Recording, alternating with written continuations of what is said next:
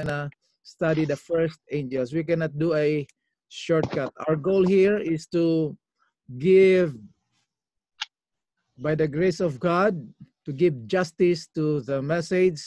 And as I will be speaking, we have to pray. Please pray for me, and let's pray for ourselves.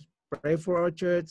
Pray for our brothers and sisters who will be listening to the presentation tonight. I don't know if it's already on in Facebook. Okay, it's already on, and I will share. Yesterday, Revelation chapter 14, verses 1 to 5, about the Lamb standing on Mount Zion, announcing the victory of Jesus Christ together with 144,000, right? And the characteristics of the 144,000, who are the 144,000? The name, the meaning of the name in Hebrew, the arrangement of the name of this 144,000 that came out of the Great Tribulation. They went to heaven worshiping God with the arrangement, beautiful arrangement of the name of the tribes, not the children of Jacob, but the tribe of Israel. That's interesting, brothers and sisters. And we know for sure that this is the last day generation of Christians that will vindicate Jesus Christ and his righteousness, will vindicate God's character, which is agape.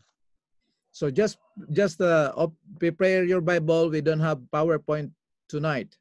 Tomorrow we're gonna have all the PowerPoints of the first angel's message. Tonight is just an introduction of this message, but please open your Bibles, and by the grace of God, we will feast from his word, focusing the three angels message, but just in general discussion, general point of view. So from tonight, we're gonna focus more on three angels message. This will be a new series from tonight. Tomorrow, the first angel. Next Monday, second, third, Tuesday, second angel. Wednesday, third angel, and then we're gonna have the fruits of this message on Thursday night, and then the following week, God willing, by his grace, we're gonna talk about the two harvests of this threefold message of the three angels. Okay, so remember we study in Revelation chapter 3, the Laodicean message. It's been maybe about 2 or 3 months. Laodicean message is a call of Christ to the last generation of Christians to repent, to turn from self-righteousness to Christ's righteousness. Because the problem, the greatest problem of this Laodicean message is we think that we have everything. Please remember that sin is a deceiver. So it deceives us and telling us that we are okay as long as we are doing good, we don't do bad. And then in the Laodicean message, the issue is not doing good only. We can do good, and yet it's constrained, it's empowered by self. So not everyone who calls me Lord, Lord, Jesus said, not everyone who calls me Lord, Lord will enter into the kingdom of God. So the main message of the Laodicean message is connected to the three angels message, which is the everlasting gospel, calling us to turn from self-righteousness to Christ's righteousness. Okay, God wants people that he can seal. So the Laodicean message and the three angels message is a sealing message, and this is now the time of sealing. When we accept that, when we allow the Holy Spirit to seal us, meaning intellectually and spiritually, we accept the message in its purity, believe on it, live for it, and by it, allowing the Holy Spirit to produce and reproduce the character of Christ. So this is God's goal. He wants to seal what we already have. If you are obedient, if you are a follower of Christ, he wants to seal it. This is like baptism. You believe already in Jesus Christ and his teachings, and then you publicly declare Jesus Christ in your life through immersion in the watery grave, so that people will know, wow, this precious soul accepted the Lord. Right? So the purpose of this, so that God can expose to the world and say, here are my people. Those that are sealed. We saw in our studies before in the 144,000, we discovered that the message that will produce such people, the three angels' message, is the everlasting gospel will produce the 144,000. And please remember, 144,000 is not a literal number. It's a symbolic number, and it's a characteristics of the believers being reproduced in the life of the believers, the character of Christ. So first, I would like to look at I would like to present this in general way at what the three angels message is all about. Then we will go into details in the next studies. Now, I think Hannah is saying Tess wants to join. Okay. So maybe the message is late. Okay. So now we talk about Revelation 14, 1-5 yesterday. Remember in verse 5, described the 144,000. Now in verse 6-12 is the three angels message. Now the first thing that I would like to say is that these are not three messages. We have to hammer this, we have to emphasize this, that the three angels message in Revelation 14, 6-12 is not three messages. They are one message, but in three settings. Because you see the word followed in verse 7 or verse 8, I'm sorry. You can check your Bible. Please open your Bible to Revelation chapter 14, verse 8. You can see it, and the word followed in verse 8. And the word followed in verse 9 in Greek can mean to accompany or to join. For example, our friends here, we are going to Sister Risa's place in next week, not this week, but next week. And we are all excited by the grace of God. We're gonna go. So some of our members, some of our friends, brothers and sisters, they're gonna ride with us. So we're gonna pick them up. There is one in Manhattan, so we're gonna stop in Manhattan. The other one in the Bronx. So they join, they follow. So we go to the same place. We ride in one car, but three stops because of the brothers and sisters who will be riding with us. Then when all these places we stop to pick them up, then we go straight to Troy, New York. Sorry, Sister Risa, for using your place as an example. It's not a promotion, but that's just an example for us to know and understand about this joined or followed, right? The arrangement is that some of our brethren in Manhattan, they live, so they're gonna wait at this time and then they join. So the first angel has in his hand the everlasting gospel. This is Revelation chapter 14, verse 6 now. Please look at your Bible. They have the everlasting gospel. The second angel joined that first angel, and the third angel then joined them both. So each angel preaches the everlasting gospel, but from different viewpoint. And we're going to look at the three angels' message from three different settings, from the three different contexts, but the same message. I hope this is clear to us, brothers and sisters. We cannot study the three angels' message in one night. That's it. Three angels' message, one presentation. This is the first angel and this is the second angel. We need to go in details, at least by the grace of God. You can take note. We don't have PowerPoints this time, but you can review, get some highlights of this. Now with this introduction, the question is, what is the three angels' message? Are you excited with that? What is the three angels' message? The three angels' message is introduced in verse 6. Now we're going to study the verse 6 and 7 tomorrow in details. But we're just giving you the general study tonight.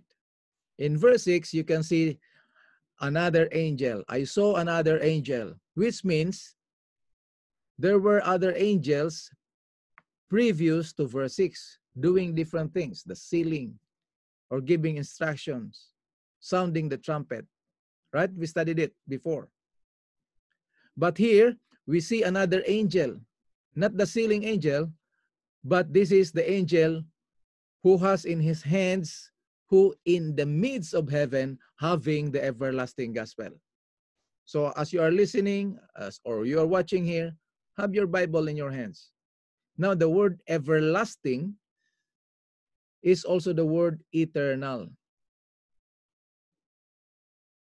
It has the same meaning, eternal or everlasting. The word everlasting and eternal are the same word. So it means this gospel that God has ordained since eternity, or if we call it before the foundation of the world or before the world began. Like for example, Revelation chapter 13 verse 8. The lamb slain before the foundation of the world. So the word, the expression everlasting gospel means that God has only one way of saving men. It doesn't matter where you live, in the Old Testament times or in the New Testament time, in the day of Jesus and the apostles, or in the dark ages, or whether you're a Jew or a Gentile, Filipino, Philam, Japanese, God is one, and his method of saving men, his method of salvation is one. Now, there are many methods in the world, and even the Bible describes more than one method, but only one true method. You get it? A lot of methods this world are trying, like do your best and God will do the rest. God help those who help themselves. You have your faith plus works. So a lot of methods. And then the Bible describes these different methods, but there is only one method. For example, the Jews tried to go to heaven by their works of the law. So the Bible mentions that, but the Bible doesn't agree with that. Is that clear, brothers and sisters? They try to be saved. Even the rich young ruler, God asked Jesus Christ, "Good master, what will I do to go to heaven?" And then Jesus said, "Do this and do that. Keep the commandments." He said, "I did that already." So while the Bible mentions that method, but the Bible doesn't agree with that. So I want you to be clear that there must be no other gospel. And God is very strong that we do not pervert this gospel. That is why the three angels' message is the restoration of the true apostolic, unadulterated, non-commercialized gospel, which was ordained since eternity, before the foundation of the world, which is made available for us this very time. If you are listening, please pray, share to the people. We don't claim this pure gospel because it's Brother Epi or Pastor Julian or whoever preaching this message in this platform. This is the movement of the Holy Spirit. This is Christ's movement. This is Christ's dynamics. That's why we have a series, Dynamics of the Everlasting Gospel. And we don't claim that as our original. It comes directly from the Word, using some different pastors, teachers, and handed over to us. And what we are doing, like what I am doing now, is just I'm just sharing to you what was handed to me. So while we study this, don't take it that it comes from Brother Epi or from any pastors. go to your Bible and pray that this message go directly from the Holy Spirit. You see? It's available to us this very time. But let me give you some text regarding how strong God desires, how God is strong in his message, in this method about this everlasting gospel. So please open your Bibles to 2 Corinthians chapter 11. 2 Corinthians chapter 11. Now, the Corinth Christians were mainly Greeks. They were philosophers. They come up with all kinds of ideas and philosophies, and Paul was concerned in this chapter about the gospel he preached to them 10 years ago. You see that? 10 years ago.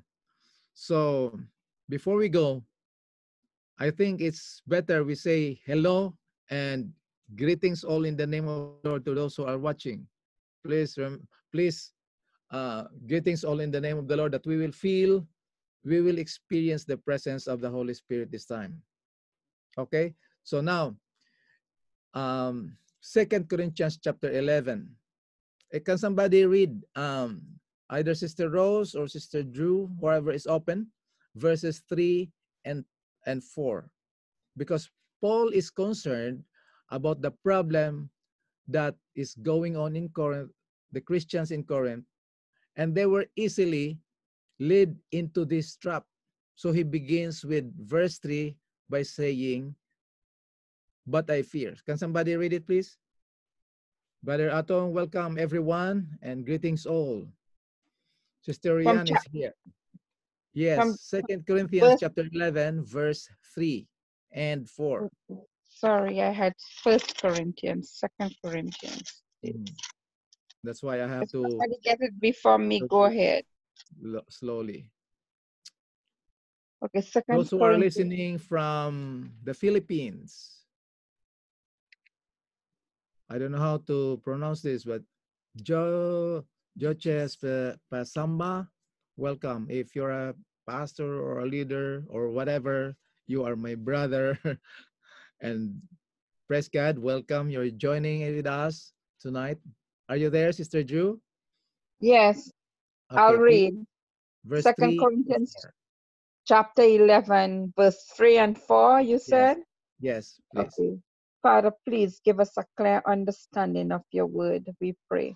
And it says, "But I fear lest by any means, as the serpent beguiled Eve through his subtlety, so your minds should be corrupted from the simplicity that is in Christ. For if he that cometh preacheth another Jesus, whom we have not preached, or if we receive another spirit, which ye have not received,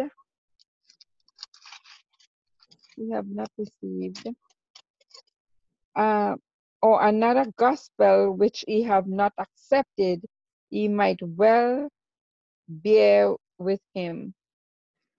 Wow. Did you see that? So Paul says, "I fear lest by any means, as the serpent beguiled." So in English word today would be the word deceive, the word beguiled or deceive. As the serpent deceived Eve through his subtlety, cunningly, craftiness.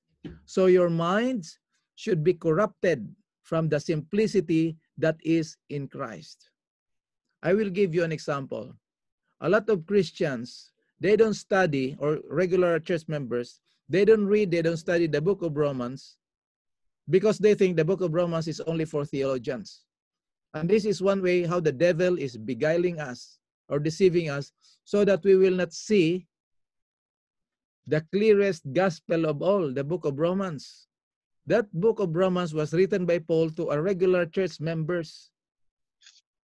Then that's the only church that he was not able to go. He desired to go, but the Lord prevented him to go there so that he can write the whole gospel started from how sin entered, how God dealt with sin, how Jews and Gentiles has no difference, how God deal with sin through Adam and Eve. And then in verse 8, the Holy Spirit comes. And then from verse chapter 12 to chapter 16 is Christian living, the whole complete from sin to sinners, how God saved us, how God demonstrated his love for us, and how this truth being applied to us, and how we live in this truth. So you see, the simplicity of Christ. Today, so many things. So today we are hearing all kinds of ideas, and the trouble, please listen to this. The trouble is that sincere people are trapped in this situation. And Paul is saying, I am scared. I'm afraid that you, Corinth Christians, will be deceived just like Eve was deceived by Satan with his subtlety. In other words, he comes to you, he comes to us as an angel of light. And if you have time, go to Radical Reconnections. I hope this will have English version, but at least there is a Tagalog version and there is a Visayan version. Pastor Soliano hammers this, that Jesus comes, Satan comes as an angel of light. That's how he deceived now. He is done with those persecutions, the dark ages, killing people physically. While Satan he knows the Bible, yet he is missing something. He didn't realize that people who believes in Jesus Christ, they had the blessed assurance of salvation through the resurrection of Jesus Christ. So we have the hope of that great and glorious morning, glorious resurrection morning when Jesus comes. So if Satan will kill us today, for whatever means, we will be resurrected because our Christ, the first fruit among the dead, was resurrected. Then we follow. So he changed his method. His method is cunningly devised fable, subtlety. By deceiving, he will appear as an angel of light. This is what Paul says in verse 4. For if he that cometh, if somebody will come to you and preaches another Jesus, whom we here referring to the apostles, him, Paul, and other apostles preaching Jesus Christ, have not preached, if some preacher will come to you another Jesus that we did not preach, or if you receive another spirit which you have not received, or another gospel which we have not accepted, you might well bear with him. In other words, it's so easy to deceive you, brothers and sisters, and now I am concerned. This is what Paul is saying. So there is only one gospel. It is the everlasting gospel. See? So now, please open your Bibles to Galatians chapter 1. Galatians chapter 1. And prepare your Bibles, Galatians chapter 1, verses 6 and 7. So now, you know that the sternest letter Paul ever wrote was Galatians. You know why? Because here, he is not warning them. Most of his presentations and letters or warnings, but this time it's not warning anymore. He is rebuking a church that was deceived. And he has really a godly anger. He was so mad, spiritual madness. His introduction is very short. Normally, when Paul writes a letter, he has a fairly long introduction. But here he says, I am going to mince my words. I am going to begin with my concern. And what is his concern? Galatians 1, 6 and 7. Please check it there. I will read it for you so we can save time. Please follow it and I will read it for you. Paul says, I marvel, I am shocked, I am surprised that you are so soon removed from him that called you into the grace of Jesus Christ and to another gospel. You see? You have been sidetracked from the truth of the gospel, which is not another gospel. Can you see? It's good for us to spend time together. It's good to have devotionals, personal devotionals, family worship, reading the Sabbath school lesson every day, studying, so that we can participate in our Sabbath school class. But digging more deeper to the simplicity that is in Christ. That there is only one gospel, as simple as that. So he said, you are sidetracked from the truth of the gospel, which is not another. There is no other gospel. There is only one gospel. But there be some that trouble you and would pervert the gospel of Christ. That's how serious Paul is. And of course, he was inspired by the Holy Spirit. Now go to verses 8 and 9. Galatians, the same chapter, chapter 1, verses 8 and 9. But though we, talking about himself and the disciples, or an angel from heaven, please remember the three angels' message is an angel from heaven. Okay? So we, or an angel from heaven, but that angel must agree with this. Preach, he says,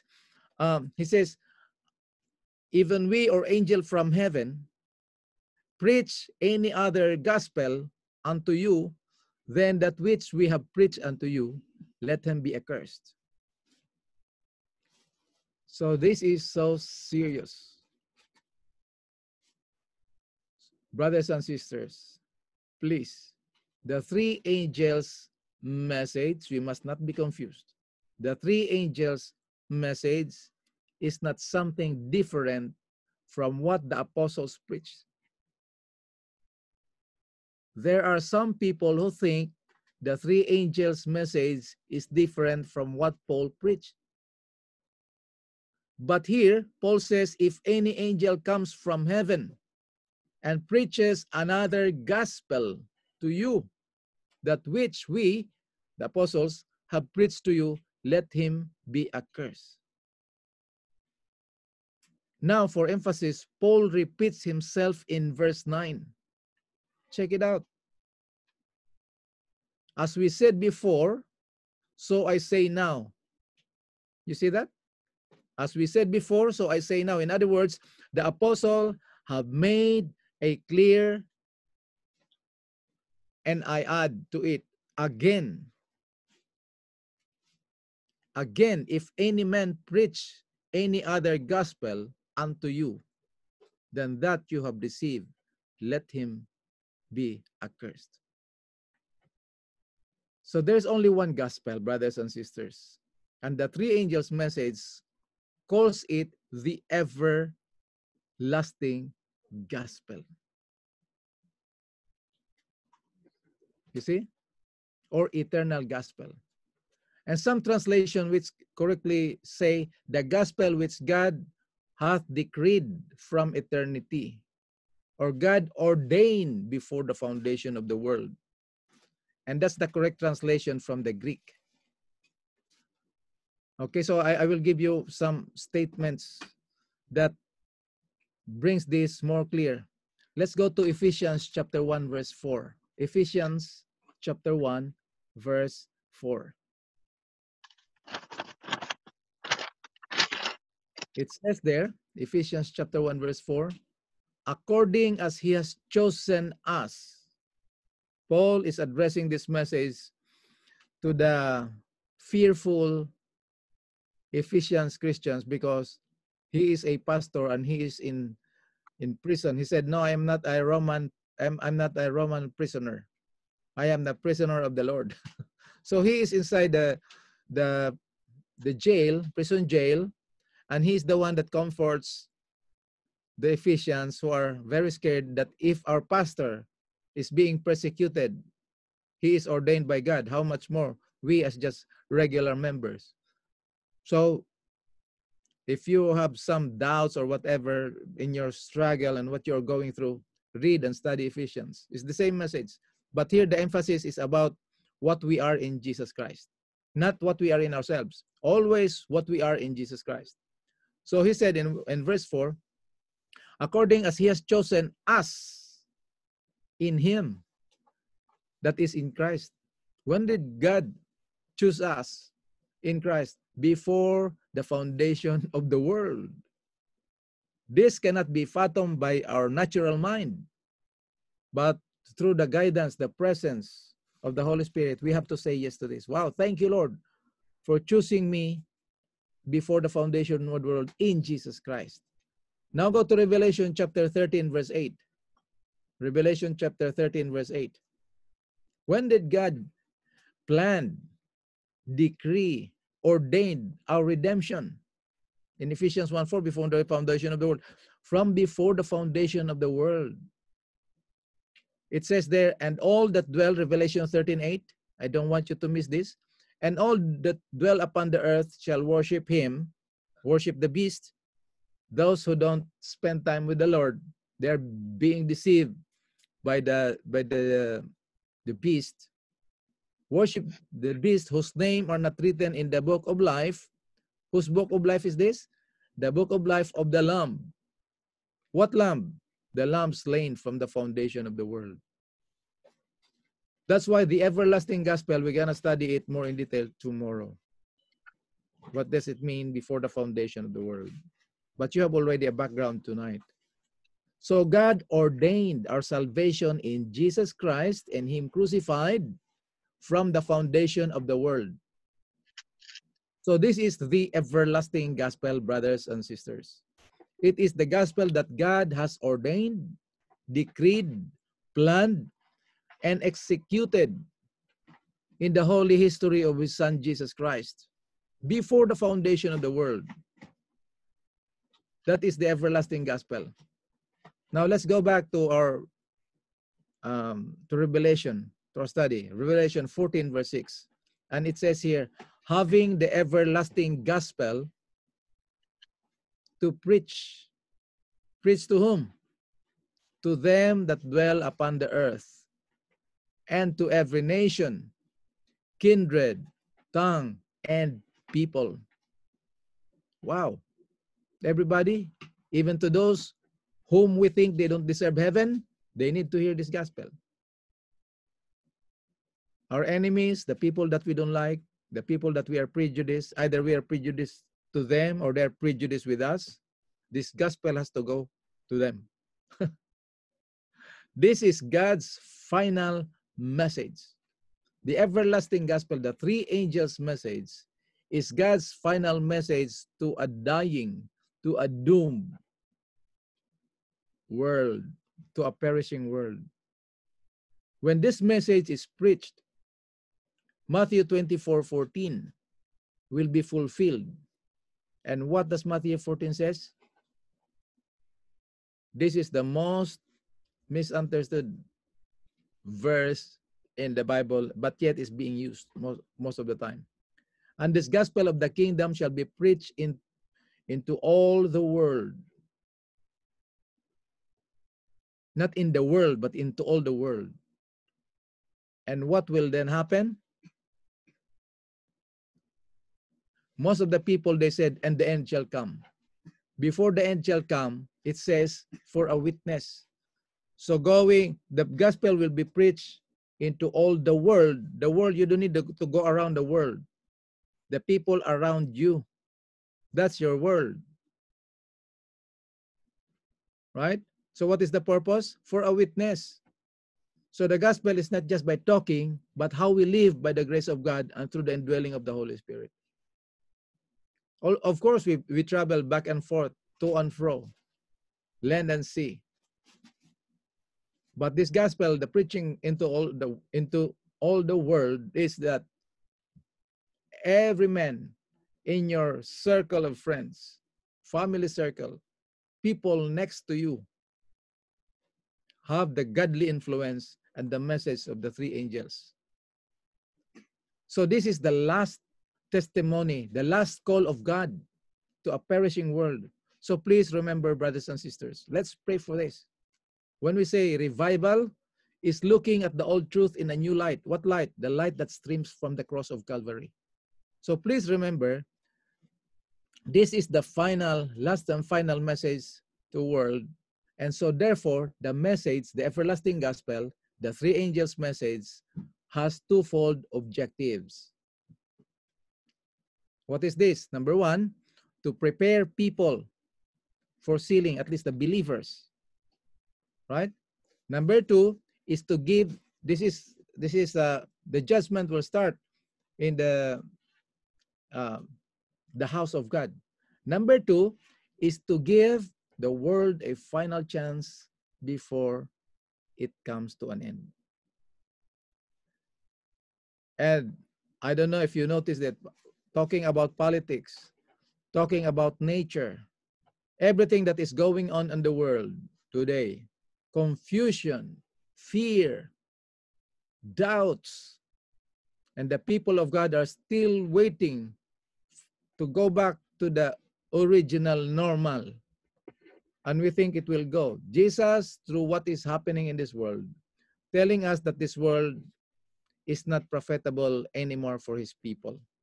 So he will put an end because of the damage that sin and the damage that sin is doing, that is going on around. So he is waking up his people. And through this message, people will be prepared for sealing, presenting the truth in its purity, and giving a final chance like in the days of Noah. All the evidence was already seen by their naked eye. But yet, they were marrying, they were drinking, they were eating, they were partying. Our greatest party, brothers and sisters, is when Jesus comes and bring him to his kingdom prepared for us before the foundation of the world. That's our greatest party. No more parties in this world. If you go to 2 Peter chapter 3 verse 9, you know that verse, right? 2 Peter chapter 3 verse 9, that he is not slack concerning his promise, that some people think. He is not slack with his promise as people think. The reason why the delay of Jesus Christ is that he is not willing that any should perish, but that all should come into repentance. And we have this attitude, mañana, I will do my laundry tomorrow. And then tomorrow comes, I did not do my laundry. Oh my. So this gospel is the one that empowers us, motivates us to prepare, to heed, to listen to the call of God. You know? So the reason why Christ doesn't come yet is because he doesn't anyone should perish. Right? And I know that God is going to say to the Gentile world, when you study Daniel, a lot of, this is what I cannot picture. If God will bring the Gentiles, those whom we think it doesn't belong to the kingdom of God, and the Spirit of God will work in their hearts, I don't know if our church is ready to accept these people.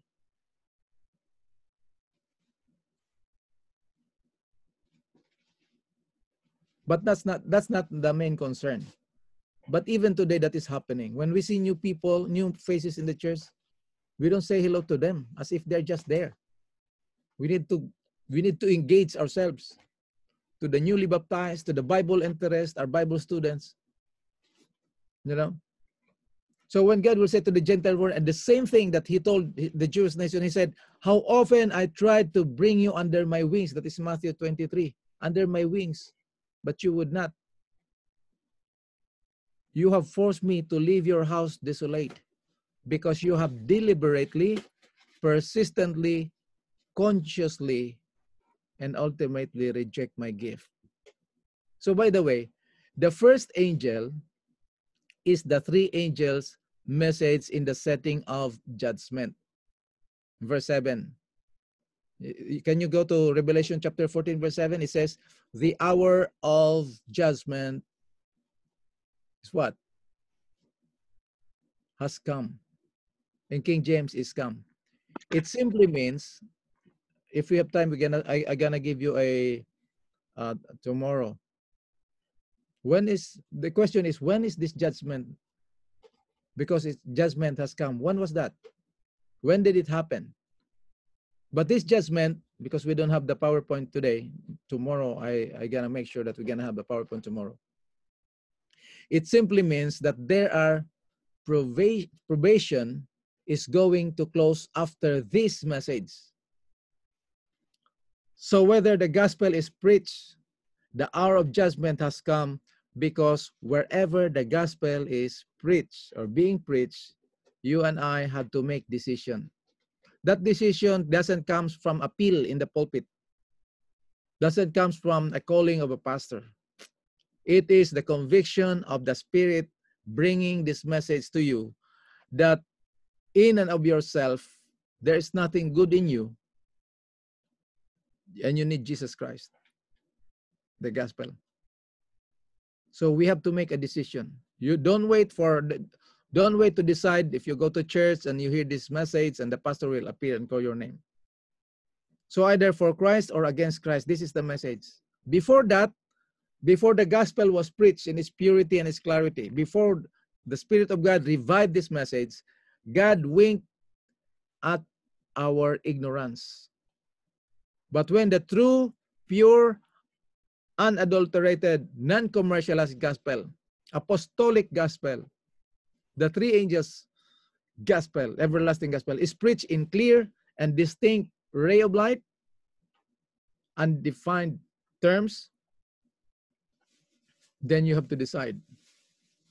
So whenever the gospel is preached in its clarity, it is always accompanied, and you can see this in the book of Acts, it's always accompanied by signs and wonders. Do you know that? So with the great power, they preach Christ, giving signs and wonders. In other words, God will accompany this message with the Pentecostal power so that even the scientists can say, wow, this is no longer a hypothesis. It is a fact that the gospel is the power of God unto salvation. It's dunamis, dynamite. The gospel is actually dynamite. When it will explode to you, it will put you to death to self and alive in Jesus Christ. So most of the time when I go to the Philippines, I post in Facebook, we are ready to go to the Philippines to explode the dynamite of God, the everlasting, to put you to death to self and alive in Jesus Christ. You see? So even the scientists will have to admit, we cannot explain it, but it's true. We can see it. And they would have to admit, it is so that no one is excusable. No excuse when this gospel will be preached. Okay, so the hour of his judgment. Now the second angel, we're going to discuss that. When is that? And what is this judgment? So now the second angel does not add. Please remember, the second angel doesn't add a new message. He joins the first angel's message, and they followed or went with another angel saying, you see, it's not additional, it's joining.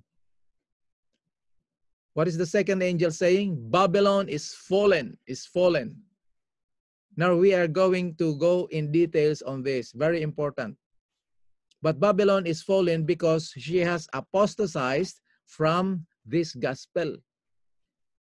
So the message basically of the three angels' message is telling us, don't receive the mark of the beast. Remember Revelation chapter 12, verse 13? Revelation chapter 12 is preparation for a war, the coming war.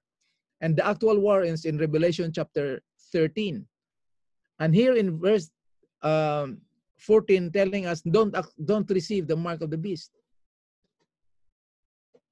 So in other words, Babylon is rejecting this message, and she is causing everybody to reject it. Notice the statement in verse 8.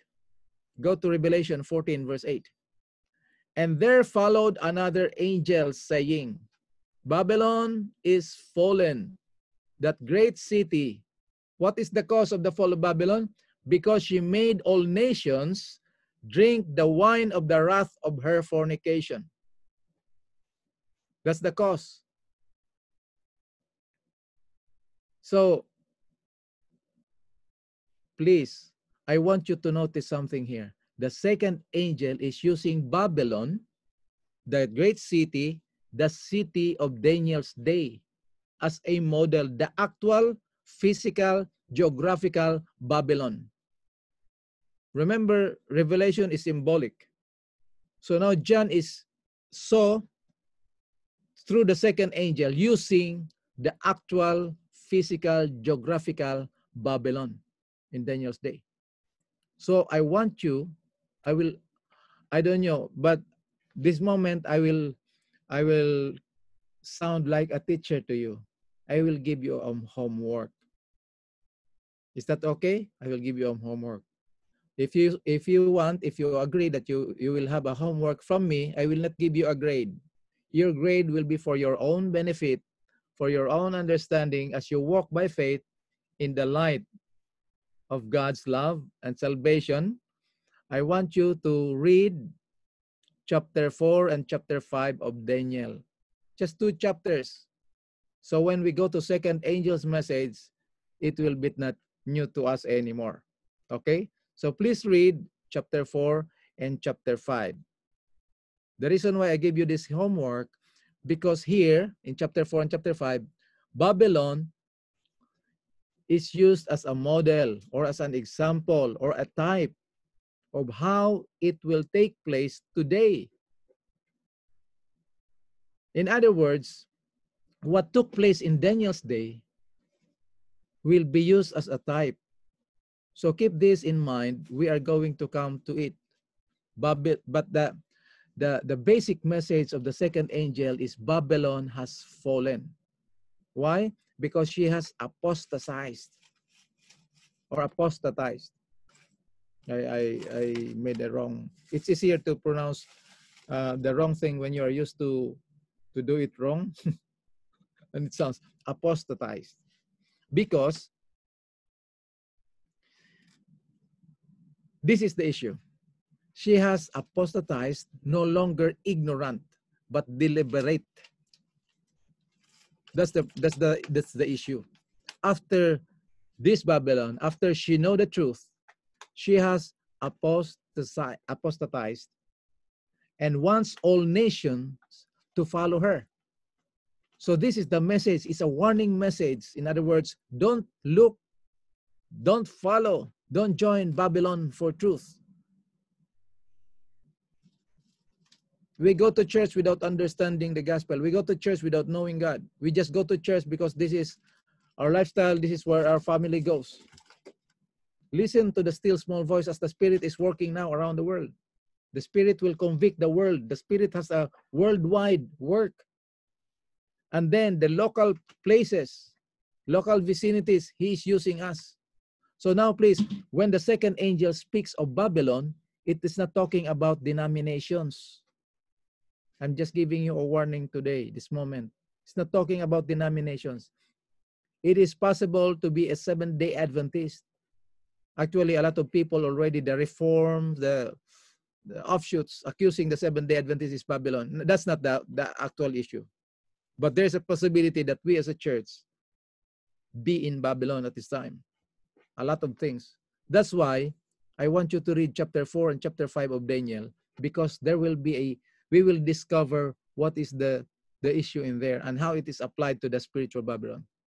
So you see, normally we take the meaning of the word Babylon as it is used from the Tower of Babel, which is true. There's no problem in that. But in other words, it's confusion. There is actually confusion in there. But actually, you know, if you go to the Middle East and ask the Middle Easterners, what does Babylon or Bab-el means? From which we have the word Babylon. It's made up of 2 words. Write this down. 2 words. Bab, B-A-B, is gate. And El is God or Elohim. Elohim is the word for God as the Jews knew Him. So the Middle Easterners are very strong on monotheism. They have one God. The greatest object of the the greatest objection of the Muslims have against us as Christians is the doctrine of Trinity. So three gods.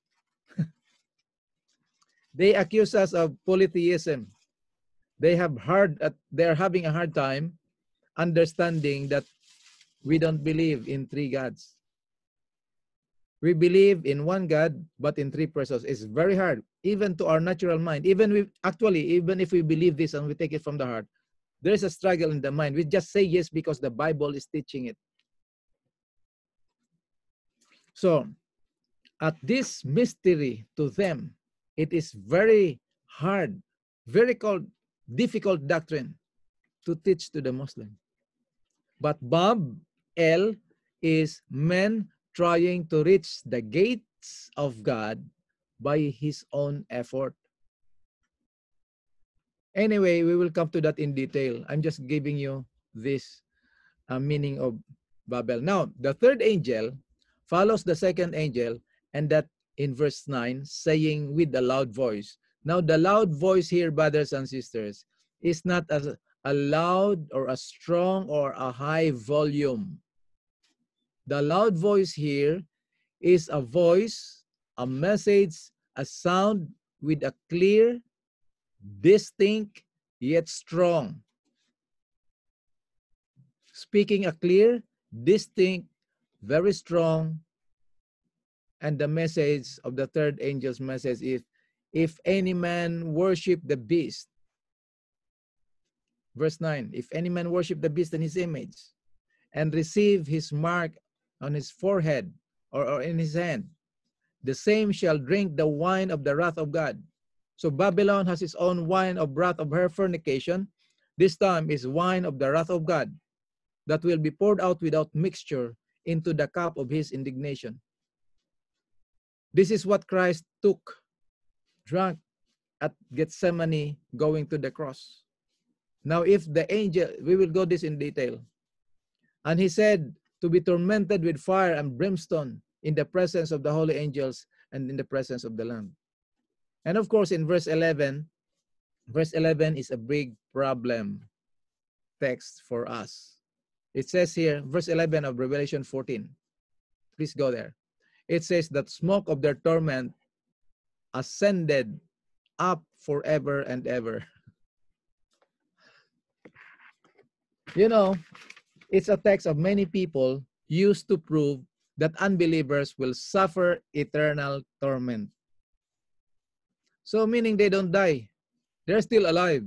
So they suffer. Can you imagine? That's why this message has to be revived by the Holy Spirit. And the Holy Spirit will open our minds to come together and study once again. Review, revisit in a new light. That there is only one everlasting gospel. And we will cover that. We will study that when we come to the third angel. So please bear with us. But now, read your Bible now, Revelation chapter 14. Get acquainted with this. So it's not from Brother Epi or whoever. It goes direct from the Word of God. And they had no rest day and night, who worship the beast and his image, and whoever received his mark of his name. Now, please notice the contrast between this and the 144,000. Remember the 144,000? We talked about it yesterday. And even before, when we study the 144,000 in the context of the Laodicean message. The 144,000 has the seal of God, which is the name of the Lamb and his Father, in their forehead. You will notice in Revelation 14:1 how the 144 are described, right? And I looked, and lo, a Lamb stood in Mount Zion, and with him 144,000, having the Father's name written in their foreheads. We talked about it last night. So in contrast to this, the third angel's message saying that if you willfully and deliberately, persistently reject the final warning of the everlasting gospel, then you will receive the mark of the beast. Simply the everlasting gospel. The three angels is telling us, don't receive the mark of the beast. And we talked about the mark of the beast last week. The number of a man. Right? So there are two things pulling human race at the end of the world. There is Babylon pulling you on the other side. And here, Jesus Christ, our Creator, our Redeemer, compelling us, inviting us to come to His side. So if you take your stand with Christ, you will be sealed with God's name.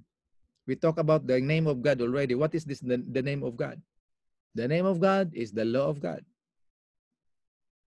on your foreheads. That's why the remnant has two characteristics, at least in Revelation 12:17. They have the faith of, not in, but of Jesus, and have the faith of. They keep the commandments of God and have the faith of Jesus. So if you reject the three angels' message, you will receive the mark of the beast. So what is the three angels' message? The three angels' message is the everlasting gospel in its purity. Please write it down. The three angels' message is everlasting in purity. Number two, it is the everlasting gospel cleansed from all human wisdom, from all philosophy. And the third one, it is the pure truth that was preached by the apostles and will be preached, will be repeated before the end comes. And that is now. Because the coming of Jesus Christ is just around the corner. And number four, it will prepare people for the final events that will take place in human history that never happened before. And the last one is, it is God's final warning to a perishing world. So please consider to study it for yourself, the three angels' message. So, and if you have time, please follow here. I invite you to please come and study it for yourself and then share. While you are listening, you can press your Facebook and watch party. We're just doing our part. You don't need to invite all people. Just do the watch party. That's your job. Whoever will come, you know, the Lord brings people. He knows the people that needs this. Of course, this is for everybody. Don't be disappointed about the number who are attending, who will attend. That's not your job. That's the work of the Holy Spirit. Our job is to proclaim. We are the proclaimers, right? Now, I want to show you something in 2 Thessalonians. 2 Thessalonians, the early Christians believe that the second coming of Christ will be in their day. And in Thessalonica, some of these Christians did exactly what some of our pioneers did back in 1844. They refused to harvest their food, potatoes. They stopped planting corn. They did not plant any more food. They said, why should we plant? Christ is coming. And you know that I have some relatives, they don't get married anymore because Jesus said that woe to those who have a baby. So they don't want to do that because Jesus is coming soon and they don't want to have a baby. Oh man, what a deception. So, and when he did not come in 1844, they were beginning to sponge on other Christians. Paul is now talking about the second coming of Christ in chapter 2 of Second Thessalonians. He says, now we beseech you, brethren, by the coming of our Lord Jesus Christ. In other words, concerning the coming of our Lord Jesus Christ, and by our gathering together into him, which of course the blessed hope, the great and glorious blessed hope that we are waiting, which is just around the corner. This time, that you not soon shaken in mind or be troubled, neither by spirit, by the word, nor by letter as from us, that the day of Christ is at hand. So please don't be deceived. That's what Paul is telling them. Don't be deceived that Christ's coming is around the corner at that time, at least. Let no man deceive you by any means for that day. That's what Paul is saying, the coming of Christ. The coming of Christ shall not come except there come a falling away first. There will be a falling away. And that man of sin be revealed, the son of perdition. That's what Babylon has done. Babylon has got the church to sidetrack. It began in Paul's day, because if you go on, you will notice in verse 7. Verse 7. For the mystery of iniquity doth already work. So it already began, brothers and sisters. In other words, God gave the apostles the pure, true gospel which they preached. Then came the false teachers. Listen to verse 4. Go to verse 4. Who opposeth and exalteth himself, the man of sin, above all is called God, or that is worship, so that he as God sitteth in the temple of God, showing himself that he is God. Wow. In other words, brothers and sisters, Paul is saying, I am to one to whom you must look for salvation. This is the message. And of course, there is a falling away. So Paul says here in Thessalonians that the second coming of Christ will not take place until there is a falling away. So the question is, falling away from what? Falling away from the everlasting gospel. That is the falling away. And he called it mystery of iniquity. Why does he call it mystery of iniquity? Because on the surface, it looks right. But in truth, it's wrong. That's how the devil will destroy the people, the world, wonderfully. Daniel chapter 8, verse 24. So, this is taking of the perversion of the gospel. Now we see the type of this Galatian, and I will turn to it in a moment and show you, right? The question here is, will God allow the gospel to be perverted forever? And the answer is no.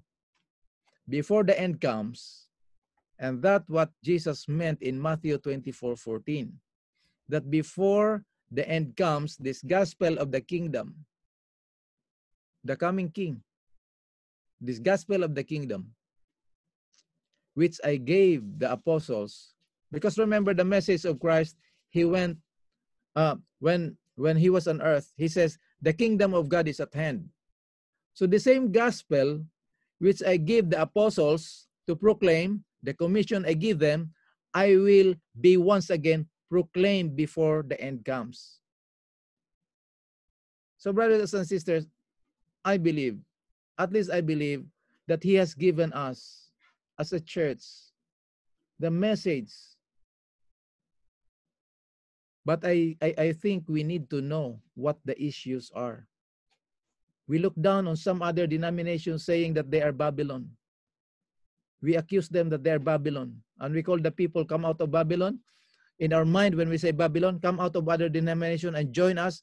And in our minds, in our understanding, when you join us, you have salvation. Without knowing that we are also drinking the wine of the wrath of her fornication. You know that there was a time when we look at other Christians and said, what? And we have the truth. But you know, it's possible that we are personally in Babylon too. And that is why we need to go into details and look once again the three angels' message.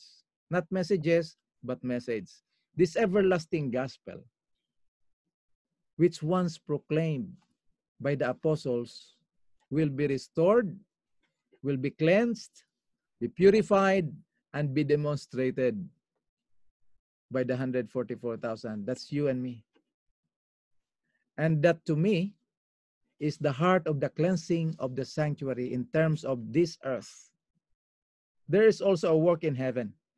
And the message will be cleansed, purified, and presented to the world with power. Because now we have the right, pure message brought to us by the Holy Spirit. So that power is from the word, brought to us by the Spirit, declared also by the way we live, the way we react with people. Because sometimes we share the gospel and people don't believe immediately, we get mad. No, that's not the way. And that's the first fourth angel's message in Revelation 18:1. This is what Christ is waiting from us, Revelation 18:1. And it will be proclaimed in its clarity, and everybody will hear it because it will be presented to the whole world. And today, we have the means of presenting to the whole world the good news. And this news goes everywhere. Whatever news, you can see it in YouTube, Facebook, whatever. So this message will go to the world in a short time. The Lord provided us. Most of the time, we just have a seminar for 2 weeks or 1 week, and then we hear the word of God weekly on the Sabbath because we cannot come on prayer meeting or whatever. Today, he's using Zoom, Facebook, live, YouTube. So God opened the door, and this is now the time when you see the angel flying in the midst of heaven. This is the message of the everlasting gospel. Flying in the midst of heaven. I'm talking here now in New York, in the basement, and it reached you there in the Philippines with different time zone, but the same time. Remember when Jesus said, your daughter is healed? That moment, when the centurion went back, that very moment yesterday, his daughter was healed. So it's the same thing now. No more, of course, the pulpit is still there, but that's not the way God is using nowadays. God is telling us at any time, anywhere, going around the world, this message going in the air. He opened the door. He has means today through scientific method, which has enabled us to present the message in a short time. Now, this is the problem. This is the difficulty. The difficulty is not presenting the message to the world. That's not the hard time, the hard part. The difficulty is restoring this message of being perverted by the spiritual Babylon. And we believe. That's why we have to come together, go personal, spend time with the Lord, pray. So this is the difficulty. And that's why we need to look at the three angels' message in detail. We cannot present three angels' message. Revelation 14, verses 6 to 10, to 11, and that's it. No. We have to study this. So there is a falling away first. It began in the days of the apostles, and that what Paul is concerned about when he was speaking to the Corinthians. I said, I am fearful that you will accept another gospel. And this is what he rebuked the Galatians. I am afraid that you have accepted a perverted, commercialized, twisted gospel. But before the end comes, the true gospel, the everlasting gospel, brothers and sisters, will be restored. And this is the time. Don't take it because of me. Take it because God revealed it to us through his prophets. And you can have the details that in Radical Reconnections, you follow spend time, at least 1 hour and a half, spend time, follow the series. So the gospel will be proclaimed to every nation, kindred, tongue, and people as a demonstration, as a witness. Then shall the end will come. So in closing, just a point again in Galatians chapter 3 and show you what the perversion was in Paul's day, because the perversion may have changed in outward form. But a heart is the same. The heart of this perversion is the same. What is the essence of Babylonian preaching? What does it mean to be in Babylon? We will discuss that when we come to it, when we study the second angel's message. But let me show you that the gospel in Galatians was perverted. We need to understand Galatians 2 as well as Romans. The Romans is the clearest gospel of all to be preached, the clear gospel to be preached into all the world. But Galatians' message is the clearest gospel to be preached into the Adventist church. It's a stronger book. And while Romans gives you the gospel of a straightforward way, Galatians deals with the context of the problem. Look at chapter 3, verse 1. Oh, foolish Galatians. In Greek word means slow learner, but actually it's called stupid. So here in America, when somebody will say, stupid, bobo, can you imagine? Paul is calling these Galatians stupid. Paul is using a very strong word here, almost abusive. But the King James translator did not want to make it so strong, so they used the word foolish. He says, foolish, oh foolish Galatians, but I was stupid Galatians. Who hath bewitched you? Now notice that the who is in singular, at least in the original, but the people who deceived the Galatians were more than one person. Paul is looking beyond the human agent. He is looking the source of the perversion. You know who's the source of this perversion? The devil himself. The who refers to Satan. He is the father of lies, Jesus said. So he is the one who through his subtlety deceived Eve. He is the one who has deceived the Christian church. He is the one who wants to deceive the world. And please be aware that the deception of Satan is not only to the world, but even you, even me, even us, this very moment. So who hath bewitched you? Means who has cast out spell over you. And it's amazing that the devil can cast spell over the most intellectual people, because the gospel is not human wisdom, human philosophy, or human intellectual. It's a divine revelation of God through the Holy Spirit. The fact that you have a high IQ doesn't exempt you from the deception of Satan. Remember that Adam and Eve, they were not sinners at the time. They were pure, perfect. So the fact that you have a PhD in theology, this is the problem. This is the Greek mentality that we only listen to those who has a doctorate degree of theology. That's where we listen. Listen to Jesus Christ. Listen to the still small voice. Theology doesn't exempt you from the subtlety of the devil. Please remember that. We have to be very close to God in order not to be deceived. Spend time with God. Read the Bible. Give tithings, 2 hours and 40 minutes. Read and study. Ask. So foolish Galatians, who hath bewitched you?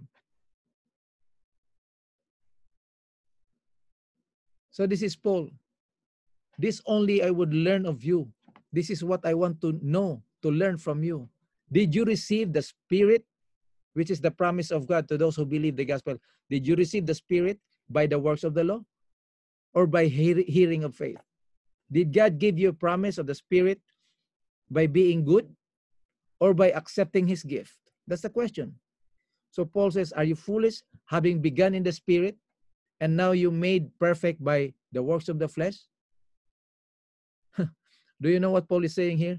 The Judaizer have convinced the Galatians that salvation is Christ plus I, faith plus works. They had departed from the pure gospel of not I, but Christ. Whether in terms of imputed righteousness, which justifies us, or imparted righteousness, which sanctifies us. It's all of Christ. It's always not I, but Christ. Because Jesus said, without me, you can do nothing. So one of the perversion of the gospel is that in justification is Christ only. But in sanctification, me and Christ. I plus Christ. Jesus said, it's very clear, without me, you can do nothing. Whether it's justification, sanctification, up to glorification, is always not I, but Christ. Now the question is, can God produce a people whose faith is unshakable, even to the great time of trouble? Their faith in Jesus Christ will be unshakable. That's the issue. That's the question. Can God produce a people whose faith is unshakable in terms of Jesus Christ? And that is the three angels' message. That is the sealing message. And for us to accept that message, we have to come out of Babylon. When we hear this message, this is the message that will bring us out from Babylon. And if you don't count out of Babylon, God says, I am afraid your probation will close. And I will have to remove all mercy. It's not applicable. So when we say God is good all the time, that's half truth, because God is love and God is just. There will be no holding of the winds of strife against you. I will let my protection, and you will have to face the full wrath of God. And we will go over it in detail. So, brothers and sisters, there is a threefold message that Jesus gave to his disciples that must be proclaimed. This is the commission he gave. You cannot do it in your own power, in my own power, in our own power. It has to be done by the Holy Spirit. But this is the message that we will preach through the Holy Spirit. And the message is three things. John chapter 16, verse 8. The world, the Holy Spirit will convict the world of three things: of sin, righteousness, and judgment. I don't want to go there anymore because it's too much time already. But notice how Jesus defines sin. He did not say the Holy Spirit will... Okay, go to your Bible, John chapter 16, verses 8 to 11. Jesus did not define sin as a transgression of the law. Not that he disagree with that. Sin is a transgression of the law, because he says that in 1 John, he defines that sin, that he will shut you out of the kingdom, and that is unbelief. So sin because they believe not on me. First, John chapter 16, verse 9. Of sin because they believe not on me. This is the message of the three angels. If you do not accept the gospel, then you are committing the unpardonable sin. God cannot protect you if you sin against the gospel, if you willfully reject the gospel. Of righteousness, verse 10, John 16:10. Of righteousness because I go to my Father. Who sent Jesus Christ here on earth? The Father. To do what? What's the purpose? Not to condemn, but that through him the world might be saved. Right? John chapter 3, verse 17. Do you know that God gave no allowance for law for his son? He said, son, you will not come back to heaven until you have finished your work. And at the cross, Jesus said, it is finished. The fact that he had gone back to the Father means that everything essential, needed for our salvation, for the whole world, for your salvation, my salvation, the salvation of the whole world, not only in terms of guilt and punishment, but also for the slavery and presence of sin, has already been accomplished in the holy history of our Lord and Savior Jesus Christ. That's the foundation of the three angels' message. But look at verse 11 of John 16, verse 11. Of judgment. Why? Because the prince of this world is judged. Now remember, the prince of this world is the real culprit, the one that is responsible behind Babylon. So you see, you have two cities. Each city is a capital. The true Jerusalem from above, we talk about it in Revelation chapter 12. Our mother, Jerusalem, which is in heaven, right? The true Jerusalem from above is the capital of God's kingdom. Babylon is the capital of Satan's world. And so you have two kingdoms in the New Testament. The kingdom of God, of which Christ is the Lord, and the kingdom of this world, of which Satan is the prince. And the capital of those two kingdoms are Jerusalem from above, which is the mother of us all. Galatians chapter 4, we studied that before. And Babylon, who is the mother of all unbelievers. And in these two kingdoms, the capitals represents two systems. And if you reject the everlasting gospel, then the third angel says, I am going to remove my protection, and you will have to experience the wrath of God without mixture of mercy. And that you want a text that brings out this Matthew 25:41, where Christ says to the unbelievers in the judgment day, in the end of time, what will Jesus say? Matthew chapter 25, verse 41. Depart from me, ye cursed, into everlasting fire. What? Everlasting fire? The same thing as the three angels' message says. But I want you to notice the next statement. The everlasting fire, which was prepared. Look at that. Highlight it. Prepared for the devil and his angels. So the everlasting fire was not prepared for you, for me, for our black sheep. We call it black sheep. Please don't do that anymore. No black sheep in the family. They're just being deceived by the devil like us. So the everlasting fire is prepared for the devil and his angels. But because you deliberately, persistently, willfully, and consciously reject the last final warning of God, then you must join him in the lake of fire. So please, brothers and sisters, the three angels' message is not only a message that will seal us, it is the final warning message, the final plea of God. Please don't be fooled. Please don't be deceived. This is the only way you can make it. This is the only way of your salvation, Christ and him crucified.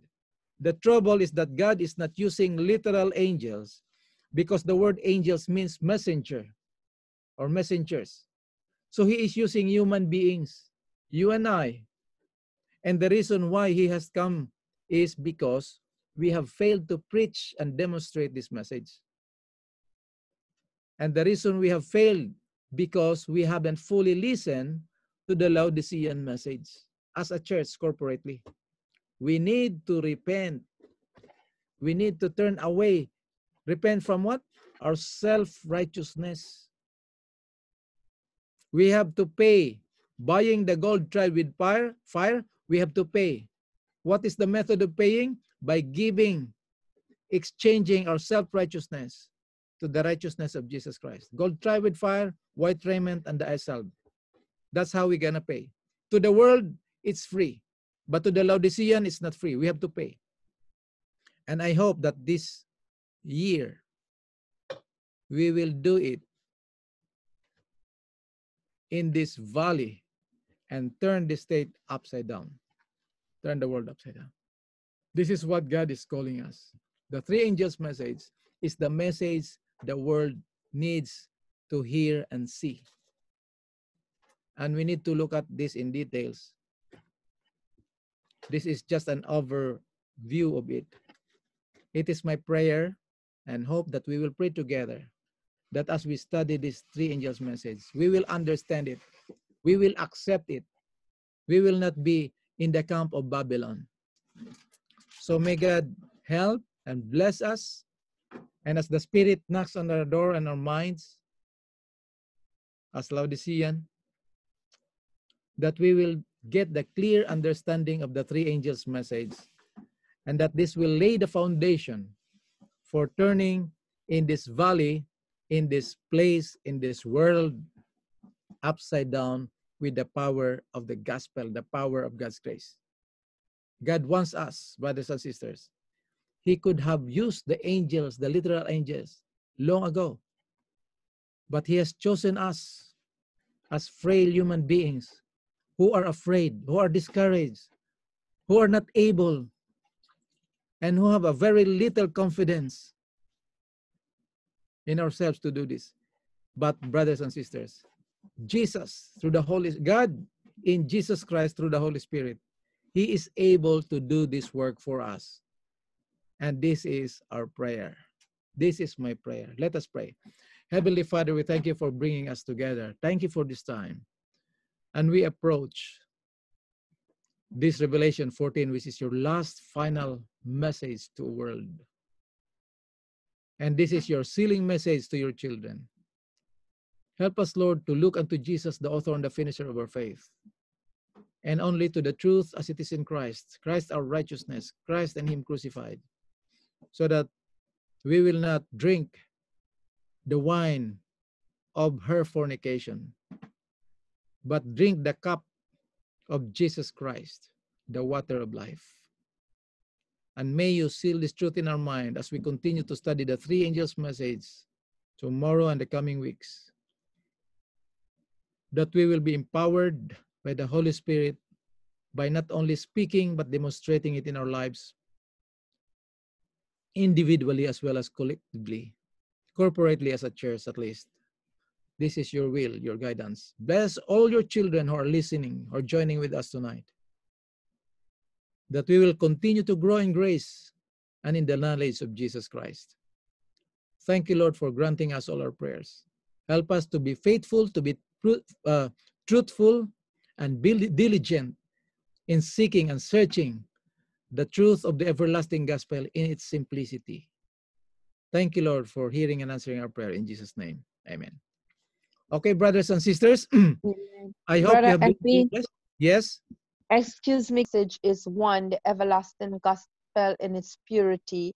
I missed Yes. number 2, and then you said 3, it's God's final warning to a perishing world. What is number 2? The gospel is a final warning in a perishing world, but it is also a sealing message. Or so 1, you say the everlasting gospel in its purity. 2, it's a sealing message. Yeah, actually that's number 1, sealing message, and then it's a message. It's a final message to the world. You get it? Yeah, but something you said the 3 angels' message is 1, the everlasting gospel in its purity. 2, I missed, and then number 3, you said it's God's final warning to a perishing world. I don't remember what. Okay, it is to prepare the people for sealing, and it is the final chance for the world, the final. But I think I mentioned 5, right? No, you said 3. Okay, I will give you 5. Everlasting gospel in its purity. Okay, this is cleansed from all human wisdom and philosophy. And then the third one, this is the message that the apostle preached and will be repeated at the end times. Got it? And number 4, Yeah. this is the message that will prepare for the final events. Did I give you 3 or 2 or 5? I thought you said 3. I don't know if anybody else wrote down anything. Okay, I will give you the 5. Okay, I will repeat it. It is the everlasting gospel, one message in its purity. Number 2, it is cleansed from all human wisdom and philosophy. Number 3, it was preached by the apostles and will be repeated. It is cleansed from all human wisdom and philosophy. Okay. Number 3, pure truth that was preached by the apostles and will be repeated by the last day generation, the 144,000 here. That's number 3. Number 4, it will prepare people for the final events that will take place in human history. Remember, Jesus said that time that such never was. This is the message that will prepare the people. And number 5, that's the one that is God's final warning to a perishing world. Okay. I think I think Sister Raisa said because there's a question, some questions and prayer requests. Can we receive any more comments or question from this? Otherwise, we will pray, but I'm not sure of the prayer request. So,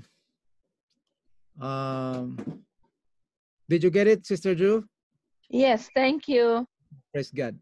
So we're gonna go to, I don't know how we're gonna have the prayer request, because some of us join here and they move to Facebook so that they can join the watch party, so it spreads out.